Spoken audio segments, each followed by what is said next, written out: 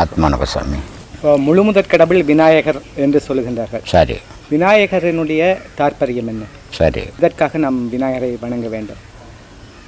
புராணத்தில் விநாயகரை பார்வதி குளிக்கிறதுக்காக போகும்போது ஒரு ஆள் காவல் போகணும் அப்படின்றதுக்காக அந்த அம்மாவனுடைய உடம்புல இருந்த அழுக்கெல்லாம் சேர்த்து பிடிச்சி வச்சு பிள்ளையார் அப்படின்னு புராணத்தில் சொல்லுவாங்க. இதெல்லாம் தவறான இது மாதிரிலாம் பேசும்போது தான் அடுத்த மதத்துக்காரு இதெல்லாம் குறை சொல்லி பேசுறது. ஒரு பார்வதி உலகத்தை ரட்சிக்கக்கூடியவ, அவள் ஆதிசக்தி, அவள் உடம்புல இவ்வளோ அழுக்காக இருக்கும், பிள்ளையார பிடிக்கிற அளவுக்கு யோசிக்குவானா கொஞ்சம். அதனால் இதெல்லாம் தவறான விஷயங்களை சொல்லி ஜனங்களை குழப்பி முட்டாள்தன்மை ஆர்கியூமெண்ட் பண்ணுற மாதிரி வச்சுட்டாங்க. ஆனால் அதனுடைய உண்மையான தத்துவம் அது இல்லை. இந்த உடலினுடைய இது இருக்குது, அமைப்பு இருக்குது. இந்த உடலினுடைய அமைப்பில் 6 சக்கரங்கள் இருக்குது. 7வது சக்கரம் அது இறை சக்கரம். அதுக்கிட்ட போக வேணால் 6 சக்கரங்கள் இருக்குது. மூலாதாரம், சௌதிஷ்டானம், மணிப்பூரகம், அநாகதம், விசுத்தி, ஆக்ஞை. இது 6 சக்கரங்கள். இந்த 6 சக்கரங்களினுடைய நிலை என்ன அப்படின்னா, மூலாதாரம்ன்றது ஓம், அதுதான் உயிர், உலகத்தினுடைய உயிர் அது தான். அப்போது அந்த உயிர்ன்றது என்ன அப்படின்னா அம்பாள் அப்படின்னு அர்த்தம். அப்போது இந்த அம்பாள் தான் மூலாதாரத்தில் ஓம் வடிவத்தில் இருக்கிறார். இந்த அம்பாளை காக்கிறதுக்கு ராகு கேது அப்படின்ற 2 மூச்சு. இந்த மூச்சாகப்பட்டது பாம்பு, அதுதான் சித்தர்கள் குண்டலி பாம்பு அப்படின்வாங்க. இது எப்படி இருக்குதுன்னா, கிராமத்தினங்களில் பார்த்தீங்கன்னா நீங்கள் அம்பாள் சிலை வச்சுருப்பாங்க கோயிலில். அந்த அம்பாள் சிலையில் பார்த்தீங்கன்னா வெறும் 2 கண்ணு மட்டும்தான் தெரியும், மீதி எதுவுமே தெரியாது. பாம்பு மறைச்சிட்ருக்கோம் தலையை. அப்போது இந்த விநாயகர் என்ற பாம்பு சக்தின்ற அம்பாலை மறைச்சிக்கின்னு நிற்கிது, பாதுகாத்து நிற்கிது. இது பிள்ளையார் மூலாதாரத்தில் இருக்கக்கூடிய முதற் கடவுள். அப்போது இந்த இடுப்பில் இருந்து மனிதனுக்கு பாதி இடுப்பு. அப்போ இந்த பாதி இடுப்பில் இருந்து தலை வரைக்கும் ஒவ்வொரு இறைவனுடைய சக்கரங்கள் இருக்குது, உடலில் இயக்கங்கள் இருக்குது. அத்தனை இயக்கங்களையும் நீ பார்க்கணும், அதை அடையணும் அப்படின்னா முதல்ல இருக்கிற பிள்ளையாரை தான் நீ வழிபடணும். இதுக்கு ஒரு உதாரணம் சொல்லணுன்னா, இப்போ இந்த நாட்டுக்கு ஒரு முதலமைச்சர் இருக்கிறார். இந்த முதலமைச்சரை நீங்கள் பார்க்கணுன்னு விரும்புகிறீங்க. நீங்கள் பார்க்கணுன்னு விரும்புனா முதல்ல போய் நேராக நான் வந்துக்கிறேங்க இந்த முதலமைச்சரை போய் பார்க்க முடியுமா? பார்க்க முடியாது. அப்போ யாரை பார்த்தா அந்த முதலமைச்சரை சந்திக்க முடியும் அப்படின்னா, அந்த அந்த ஏரியாவினுடைய வட்ட செயலாளரை பிடிக்கணும், அந்த கட்சியினுடைய வட்ட செயலாளரை பிடிக்கணும். அந்த வட்ட செயலாளர் என்ன பண்ணுவார், அவரும் நேரடியாகிட்டுன்னு போக முடியாது முதலமைச்சர்கிட்ட, அவர் பகுதி செயலாளர்கிட்ட போவார். அந்த பகுதி செயலாளரும் நேராக முதலமைச்சர்கிட்ட போக முடியாது. அப்போ அந்த பகுதி செயலாளர் மாவட்ட செயலாளர்கிட்ட போவார். அப்போ மாவட்ட செயலாளர் தான் அங்கே இட்டுன்னு போக முடியும் இல்லையா? அப்போது இந்த முதல்ல இருக்கிற வட்ட செயலாளர் மாதிரி பிள்ளையார் ஆரம்பத்தில் அடிப்படை அம்பாலை பாதுகாத்து நிற்கிற பிள்ளையாராக இருக்கிறார் அங்கே. அப்போ இந்த பிள்ளையார் வழி விட்டால் தான் நீ மற்ற இடத்துக்கே போக முடியும். இந்த பிள்ளையார் வழி விடாமல் மற்ற இடத்த தாண்ட முடியாது. அதனால் முதல்ல உலகத்தில் எதை செய்யணுன்னாலும் இந்த பிள்ளையாரினுடைய இது செய்யணும். முதல் கடவுள் அதை செய்து தான் மற்றதை செய்ய முடியும். ஏன்னா அதுதான் கீழே முதல் பாகத்தில் இருக்குது. அடுத்தது பிரம்மா, அடுத்தது விஷ்ணு, அடுத்தது ருத்திரன், இப்படி ஒவ்வொரு கடவுளும் மேலே மேலே மேலே மேலே மேலே இருக்குது. இந்த மேலே மேலே இருக்கிற கடவுளை நீ ஏறி பார்க்கணுன்னா முதல்ல இந்த பிள்ளையாரை அனுமதிக்கணும். இந்த பிள்ளையாரை அனுமதிச்சா தான் அதனுடைய இது இருக்கும். பிள்ளையாரினுடைய தும்பி பார்த்துருப்பீங்க, யானைக்கு தும்பி. அந்த யானையினுடைய தும்பியில் அது ஒரு மூச்சு விடும், பார்த்துருப்பீங்க. இல்லை தண்ணியிலேருந்து தண்ணி இறைக்கும், பார்த்துருப்பீங்க. அப்போது உசுன்னு ஒரு சவுண்டு கொடுத்து ஓடும். அப்போது இந்த மூச்சாகப்பட்டது நம்ம ஓடினுக்குது, அது இந்த மூலாதாரத்துலேருந்து கிளம்பி அந்த சவுண்டு தான் பாம்பு மாதிரி வர சவுண்டு. பாம்பு சீர்னா என்ன சவுண்டு வருமோ அதே சவுண்டு தான் நம்ம மூச்சும் வரும். அப்போது அதை தான் குண்டலி பாம்புன்னாங்க. அது எப்படி இருக்குதுன்னா 3 சுற்றி கீழ் நோக்கி தலையை விட்டுக்குன்னு ஒரு படுத்துங்குது. அப்போது இதை மேல் நோக்கி எடுத்துன்னு வரணும். இது எப்படி எடுத்துன்னு வர முடியும்? ஒரு கொம்பத்தை அடிக்க முடியுமா? அடிக்க முடியாது. அப்போ என்ன பண்ணணும் அப்படின்னா, இந்த மூச்சாகப்பட்டது நமக்கு வயிற்றிலிருந்து நாசி வழியாக வெளியே வந்துன்னுக்குது இந்த மூச்சு. இந்த மூச்சை இங்கே அடக்கும்போது இதை பாடத்தினுடைய முறையில் ஒரு நல்ல குருக்கிட்ட போய் பாடம் வாங்கி பண்ணும்போது இந்த மூச்சு தானாகவே உள்ளே அடங்க ஆரம்பிச்சிடும். உள்ளே அடங்கும் போது அது ஏதாவது ஒரு வழியில் போய் அவனை உள்ளே தங்க முடியாது. தங்கினா வயிறு ஊதி போடும். அப்போது அதுக்கு பேர் கும்பகம்னு பேர். அப்போ அந்த மூச்சாகப்பட்டது பின்முதுகு வழியாக வரும்போது தான் அந்த பிள்ளையாரை தொட்டுக்குன்னு எல்லா இறைவனையும் தொட முடியும். கடைசியாக தான் இறைவன் சிவத்தை பார்க்க முடியும். அப்போ அதுக்கு வழி வகுத்து தர்றது அந்த பிள்ளையார் தான். அப்போது அந்த பிள்ளையாரை தான் நம்ம முதல்ல வைக்கிறோம். இப்போ நீங்கள் பார்த்தீங்கன்னா பெரிய பெரிய கோயிலுங்களாண்டெல்லாம் வெளியே ஒரு பெரிய அரச மரம் இருக்கும். அந்த அரச மர பக்கத்தில் ஒரு மேடை மாதிரி கட்டி அதில் ஒரு பக்கம் நடுவில் பிள்ளையாரையும் 2 பக்கம் சரஸ்வதி லட்சுமி அப்படி வச்சுருப்பாங்க. அதில் பார்த்தீங்கன்னா தெரியும், அந்த சில போட்டாங்கள் அப்படி இருக்கும். ஆனால் கோவிலுங்களாண்ட கல்லில் எப்படி வச்சுருக்குன்னா 2 பாம்பு இப்படி சுற்றிக்கின்னு வந்து மேலே 2 தலையை வச்சுக்கின்னு நிற்கிற மாதிரி இருக்கும். அப்போ அந்த தலையை வச்சுக்கின்னு நிற்கிற இடத்துல தான் லிங்கம் இருக்கும். அதுக்கு அடிப்படை என்ன அப்படின்னா, இந்த பிள்ளையார்கிட்ட போய் அந்த சுவாச வழி மேலே ஏறி வந்தால் சிவத்தை பார்க்க முடியும் அப்படின்றதுக்காக தான் அதுக்குள்ள லிங்கத்தை போட்டு அந்த 2 பாம்புனுடைய இதுவை போட்டு வச்சுக்குது. அப்போது இப்படி இருக்கிற பாம்பு இது தலை கீழே இப்படி தொங்கும்போது நீ முழிக்கிற, அந்த தலை அது நிமிரும்போது நீ தூங்குற. இது தெரிஞ்சுக்கணும் மனுஷன். நமக்கு எப்படி தூக்கம் வருதுன்னா, அந்த பாம்பு இப்படி இருந்த பாம்பு இப்படி திரும்பும்போது நமக்கு தன்னறியாமே கண்ணு சொருவி தூக்கம் வந்துடும். அது திருப்பி தலை கீழே தொங்கும்போது நமக்கு முழிப்பு வந்துடும். ஆனால் இது அஞ்ஞானிக்கு நடக்கிற விஷயம். ஞானிக்கு என்னன்னா, அவனும் முழிக்கணும், இந்த பாம்பும் முழிக்கணும். அப்போ இது எப்படி முழிக்கும் அப்படின்னா, இந்த சுவாச காற்றை அதன் தலையில் அடிக்கணும். எடுத்துன்னு போய் அடித்தால் அந்த காற்று பட்டு அந்த பாம்பு திரும்பிடும். அப்போ இவனும் முழிப்பில் இருப்பான், பாம்பும் முழிப்பில் இருக்கும். இது 2 முழிப்பில் இருக்கும்போது ஞானம் தெரியும். இதுதான் ஞானிகள் பண்ணின்னுக்கிற வேலை. சாமி பிள்ளையாருக்கு இவ்வளோ விஷயங்கள் இருக்குது. இப்போ விநாயகர் சதுர்த்தியில் இப்போ பிள்ளையார் சிலைகளை கொண்டு போய் ஆறுலையோ அல்லது கடல்லையோ கரைக்கிறாங்க.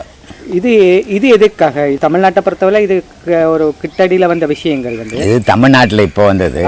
இது பாம்பேல ஏற்கனவே காலங்காலமாக நடந்துக்கின்னு இருக்குது. இதெல்லாம் சில விஷயங்கள்லாம் நம்ம மீடியாவில் பேசக்கூடாது, அதனால் அது சொல்கிறதில்ல. இது என்னன்னா, பெரிய பெரிய பிள்ளையாருங்கள் செய்து வச்சு வருஷத்துக்கு ஒரு வாட்டி அந்த பிள்ளையார் சதுர்த்தி கொண்டாடுறாங்க. இதை இங்கே எங்கன்னா போட்டு ஒடிச்சு கிச்சு காலில் கையில் படுது அப்படின்றதுக்காக அதை என்ன பண்ணுறாங்கன்னா, இப்போ கடலில் எடுத்துன்னு போய் அதை கிரைன் மூலிமா இறக்கி அதை கரைச்சிடுறாங்க தண்ணியில். வீட்டுங்களில் கும்பிட்றது என்ன பண்ணுறாங்க, எடுத்துன்னு போய் கிணறு இருக்கிறவங்க வீட்டில் கிணத்துல போடுவாங்க, குளம் இருக்கிற ஊரில் குளத்தில் போடுவாங்க, இது 2மே இல்லாத இடத்துல காவாயில் போடுவாங்க. அப்போது அதை தான் நான் ஒரு வீடியோவில் கூட சொல்லியிருந்தேன். இந்த மாதிரி தெய்வத்தை வழிபட்டுட்டு, அதை தெய்வம்னு வழிபட்டுட்டு அதை தூக்கின்னு போய் திருப்பி நீ காவாயில் போடுறது, அசிங்கமான தண்ணியில் போடுறது தவறான விஷயம். அதை விட எடுத்துன்னு போய் எங்கன்னா வச்சிடுங்க, அதை தண்ணியில் போடணுன்னு ஒன்றும் அவசியம் கிடையாது அப்படின்னு கூட ஒரு வீடியோவில் சொல்லியிருந்தேன். அதனால் இந்த மாதிரி செயல்முறைகளை நம்ம முன்னோர்கள் வகுத்துக்குன்னு, இதுக்கு அடிப்படை பேஸ் இந்து மதத்தில் சாமி கும்பிட்ற மாதிரி உலகத்தில் எந்த மதத்துலேயும் கிடையாது இல்லையா? இப்போ கிறிஸ்தவங்களில் பார்த்திங்கன்னா கிறிஸ்மஸ், ஈஸ்டர் அப்படின்னு 2. முஸ்லீமில் பார்த்திங்கன்னா ரம்ஜான், பக்ரீத் அப்படின்னு 2. ஆனால் இந்த இந்து மதத்தில் நிறைய சாமி மாதம் சாமி வச்சுக்குது. இதெல்லாம் எதுக்கு வச்சுக்குது? சாமி கும்பிட தான் வச்சுக்குதா? இல்லை இதுக்கு என்ன காரணம் அடிப்படை அப்படின்னு பார்த்திங்கன்னா, மனிதனுக்கு ஆதியில் ஓய்வு கிடையாது. உழைப்பே கதியாக இருந்தது. இப்போ உழைப்பே இல்லாத சுற்றின்னுக்கிறான். அப்போது உழைப்பே வேலை வேறு, அவனுக்கு ஓய்வு எடுக்கிறதுக்கு முடியாமல் இருந்தது.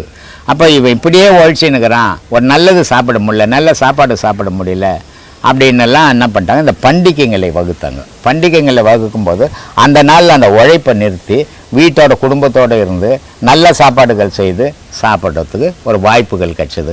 அதுக்காக இது சும்மா சொன்னால் அவன் செய்ய மாட்டான் அப்படின்றதுக்காக என்ன பண்ணிட்டாங்க, தெய்வ பேர் வச்சு அன்னைக்கு அதுக்கு விசேஷமாக பண்ணால் இவன் அதுக்கு ஈடுபடுவான் அப்படின்றதுக்காக இதெல்லாம் வகுத்து வச்சாங்க சாமி. இதுதான் நடைமுறையில் இருந்துக்கின்னு இருக்குது சுவாமி. இன்றைய காலகட்டத்தில் நமக்கு ரொம்ப ரொம்ப அவசியமாக தேவைப்படுறது நிம்மதி. இதை தேடி தான் மனுஷங்க ஒவ்வொரு கோவிலுக்காக போய் சுற்றி அலையிறாங்க. இது கிடைக்கிறதுக்கு நம்ம என்ன பண்ணணும்? நிம்மதின்றது இன்னைக்கு மனுஷனுக்கு கிடைக்கிறதே கிடையாதும்மா. ஆனால் ஒப்புக்கு தேடின்னு இருக்கிறான், நிஜத்துக்கு தேடுறதில்லை. எனக்கு நிம்மதி இல்லைங்க, நிம்மதி இல்லைங்க, நிம்மதி இல்லைங்கன்னு மனுஷன் சுற்றி சுற்றி சுற்றி கோயில் குளங்கள்லாம் சுற்றுறான், எங்கெங்கேயோ சுற்றி பார்க்குறான். ஆனால் நிம்மதி வந்து கோயிலில் விற்கல இல்லையா? அதனால் அங்கே போனால் நிம்மதி கிடைக்காது. நிம்மதின்றது உன் மனசுக்குள்ளவே இருக்குது. அந்த நிம்மதியை நீ தேடினா நீ நிம்மதியாக இருக்கலாம். நிம்மதின்றது என்னன்னா, பற்று இல்லாமல் இருந்தீங்கன்னா நீ நிம்மதியாக இருக்கலாம். எல்லாத்து மேலேயும் பற்ற வச்சிங்கன்னா நிம்மதியை இழந்துடுவேன். இப்போ ஒரு பதவியிலேயே நான் இருந்து பழக்கப்பட்டுட்டேன். இப்போ எனக்கு பதவி போச்சு. பதவி எப்போ போச்சோ அப்போவே நிம்மதி போச்சு. அப்போ எனக்கு என்ன வேணும்? நிம்மதி வேணும்னா பதவி வேணும். என்கிட்ட பணம் இருந்தது, பணம் இருக்கிற வரைக்கும் நான் நிம்மதியாக இருந்தேன். என்கிட்ட இருந்து பணம் போயிடுச்சு, நான் நிம்மதியை இழந்துட்டேன். அப்போது நிம்மதின்றதை வெளியே தேடுற வரைக்கும் அவனுக்கு கிடைக்காது. அவன் மனசுக்குள்ளே தேடணும் நிம்மதி. நிம்மதி எது இருக்குது போதும் அப்படி நினச்சிட்டான்னா நிம்மதி. ஆனால் உலகம் ஃபுல்லாக தேடுறவனுக்கு நிம்மதி எப்பவுமே கிடைக்காதுமா. சுவாமி, ஒரு சிலர் வீட்டுங்களில் நிறைய அசம்பாவிதங்கள் நடக்கும், அதனால அவங்களுக்கு மனக்கவலையாகவே இருக்கும். ஒரு ஜோசியர் வந்து சொல்கிறாரு, இந்த வாஸ்துக்கு இந்த விநாயகர் வச்சா நல்லது அப்படி இப்படின்னு. அது வச்சாதான் சரியாகுமா, இல்லை அது நம்மளோட மனப்பிரமையா? எனக்கு எங்கேயும் வச்சு சரியா இருந்தா தெரியலம்மா. அதுக்கு தான் சொல்கிறது, உன் விதி என்னாவோ. இப்போ எந்த விநாயகரும் வைக்காத குழப்பம் இல்லாத எத்தனை பேர் வாழறான்? அப்போ விநாயகர் அவங்க வீட்டில் போய் குழப்பம் இல்லாத இருன்னு சொல்லிட்டு வந்தாரா? இவங்க வீட்டில் ஒரு கல் எடுத்து போய் வச்சுட்டின்னா அது குழப்பம் தீர்த்துருமா? குழப்பம்ன்றது உனக்குள்ளது. இந்த குழப்பம் ஏன் ஏற்படுது, எதுக்காக ஏற்படுது, அது காரணத்தை அறிஞ்சிட்டின்னா நிம்மதியாக இருக்கலாம், சந்தோஷமாக இருக்கலாம். பிள்ளையார் வந்து மதியம் பண்ணி வைக்க மாட்டார். இது வந்து வாஸ்துன்ற பேரில் அவன் பொழப்பு தொழில் பண்ணுறான். இதுக்கு அடிமை நீ ஆகிட்ட. அதனால் கொடுத்துட்டு வச்சுக்கோ 2 பிள்ளையாரை. அப்போ அது நிம்மதியாக இருந்தீங்கன்னா சந்தோஷம் தானே. பிள்ளையார் வந்தார் சந்தோஷமாகறான்னா அந்த சந்தோஷம் நல்லாயிருக்கும். ஏதாலும் உன் விதி என்னவோ அதுபடி தான் உன் வாழ்க்கை. அதை யாரும் தடுக்க முடியாது. இப்போ தானே சொன்னேன், என் பிள்ளைங்க இந்த மாதிரி என்ன வச்சுட்டு இருக்கிறாங்கன்ட்டு. இதுக்கு காரணம் என்ன? உன் விதி. இதே டாக்டருங்க எத்தனையோ பேர் தாய் தப்புனை விட்டுட்டு உட்காந்துக்கிறாங்க. அது அவங்க விதி. விதியை யாராலையும் மாற்றவே முடியாது, இறைவனை தவிர. சிவாய்க்கர் நமக்கெல்லாம் கடவுளை எப்படி தேடணும், தேடி எப்படி தெரிஞ்சுக்கணும் அப்படின்றதுக்காக நமக்குள்ள சொல்கிறார். கடவுளை எங்கே தேடுறது? என்னிலே இருந்த ஒன்றை யான் அறிந்தது இல்லையே, என்னிலே இருந்த ஒன்றை யான் அறிந்து கொண்ட பின், என்னிலே இருந்த ஒன்றை யாவர் காண வல்லாரோ, என்னிலே இருந்து யான் உணர்ந்து கொண்டேனே. கடவுள் என்ற பொருள் எங்கெங்கேயோ தேடி அலைஞ்சு எங்கேயுமே காண முடியாமல் தன்னுடைய உடலுக்குள்ளவே நான் தேட ஆரம்பித்த பிறகு என்னிலே இருந்த ஒன்றை யான் அறிந்ததில்லை. முதல்ல நான் தெரிஞ்சுக்கல, அப்புறம் நான் என்னிலே இருந்த ஒன்றை நான் அறிந்து கொண்ட பின் அதனோடவே உறவு கொள்றேனே. அந்த மாதிரி உலக மக்கள் அனைவரும் இறைவன் என்ற ஒரு பொருளை தனக்குள்ளவே தேடுனீங்கன்னா அதை தெரிஞ்சுப்பீங்க, அதோட இணைஞ்சிடுவீங்க. அதுவே முக்தி மோட்சம் இதுக்கு வழிவகுக்கும் சொல்றார். அடுத்தது, நினைப்பதொன்று கண்டிலேன் நீ அல்லாது வேறில்லை, நினைப்புமாய் மறப்புமாய் நின்ற மாயை மாயையே, அனைத்துமாய் அகண்டமாய் அனாதிமுன் அனாதியாய் எனக்குள் நீ உனக்குள் நான் இருக்குமாறு எங்கனே. கடவுள்ன்ற ஒரு நினைப்பு எப்படி வருது உனக்கு அப்படின்னா, கடவுளே உனக்குள்ள இருக்கிறதால தான் கடவுள்ன்ற நினைப்பே உனக்கு உண்டாகுது. கடவுள்னு ஒன்று இல்லைன்னு சொன்னால் நினைப்பே உனக்கு ஒன்று, கடவுள்ன்ற நினைப்பே உனக்கு வராது. அதனால கடவுளே உனக்குள்ள இருந்து தான் நினைவை ஊட்டுறான். அதை வந்து மறக்கிறதும் இல்லை, நினைக்கிறதும் இல்லை. அது எங்கே மறந்து எங்கே நினைக்கிறது, ரெண்டுமே அதுவாகவே இருக்குது. இப்போ உடல் வேறு உயிர் வேறா இருக்குது. உடல் வந்து விழுந்து போது உயிர் இல்லை. உயிர் இல்லாத போது அதை கடவுள் இருக்கிறார் இல்லை அப்படின்னு அது பேசுமா? பேசாது. அப்போ எப்போ பேசுகிறோம், எப்போ நினைக்கிறோம், எப்போ மறக்கிறோம்னா கடவுள் நமக்குள்ளவே இருக்கிற வரைக்கும் தான் நமக்கு அதெல்லாம் அந்த நினைப்பெல்லாம் உருவாகுது. அதனால் ஆராய்ந்து பார்த்து உங்களுக்குள்ளவே அதை அறிய முயற்சிகள் செய்யுங்க. அதை அடைஞ்சிடுவீங்க. அடைஞ்சிங்கன்னா நீங்களும் நிம்மதியாக இருக்கலாம், அடுத்தவங்களுக்கும் எடுத்து சொல்லலாம். இந்த கடவுள்ன்றது இது வேற அது வேற அப்படிலாம் கிடையாது. கடவுள்ன்றது ஒன்று தான். அறியும் அல்ல, அரணும் அல்ல, அப்புறத்தில் அப்புறம், கருமை செம்மை வெண்மை கடந்து நின்ற காரணம், துரியமும் கடந்து நின்ற தூர தூர தூரமே. கடவுள்கிட்ட கருப்பும் இல்லை, சகப்பும் இல்லை, வெள்ளையும் இல்லை, எதுக்கும் சேராத அது ஒரு தனித்த நிறம். அதுக்கு பேர் அரியும் கிடையாது, அரணும் கிடையாது, ஆனால் அது இல்லாத இடமும் கிடையாது. அதனால அதை நம்ம தேடி அடையணும். இந்த மனித பிறவியாகப்பட்டது அதுக்காக தான் பிறந்தோம். இல்லைன்னா மற்ற ஜீவராசி மாதிரி நம்மளும் ஒரு ஜீவனாவே வாழக்கூடாது. ஜீவன் அப்படின்னா மனுஷன் அர்த்தம், சிவம் அப்படின்னா கடவுள்னு அர்த்தம். ஜீவனாய் இருக்கப்பட்ட உயிரை சிவமாக மாற்றும் போது நம்மளும் கடவுளாக அடையலாம். கடவுள் என்றது ஏதோ ரொம்ப தூரத்தில் இருக்குது அப்படின்னு நினைக்காதீங்க. தூரம் தூரம் தூரம் என்று சொல்லுவார்கள் சோம்பர்கள். அது ரொம்ப தூரம் கடவுள் அடையிறது அப்படின்னு சொல்லுவாங்க. அப்படிலாம் கிடையாது. பாரும் இன்னும் எங்குமாய் பரந்த அப்பறம் ஊரும் நாடும் காடு மேடி உழன்று தேடும் ஊமைகள் நேரதாக உம்முள்ளே அறிந்துணர்ந்து சொல்லுமே அப்படின்றாரு. இது காடு மேடெல்லாம் தேடி திரிஞ்சு அடையிற பொருள் இல்லைப்பா. நேராக உனக்குள்ளவே நீ அறிஞ்சு அடுத்தவனுக்கு சொல்ல வேண்டிய விஷயம். அதை அறியாததால உன்னால அடுத்தவனுக்கு சொல்ல முடியல. நீயும் காடு மோடெல்லாம் அலைஞ்சு தேடிக்கின்னு இருக்கிற. தேடாம ஒரே இடத்துல உட்கார்ந்து உன்னையே உன் உயிரியே கவனிச்சீன்னாக்கா உண்மை உனக்கு விளங்கிடும்.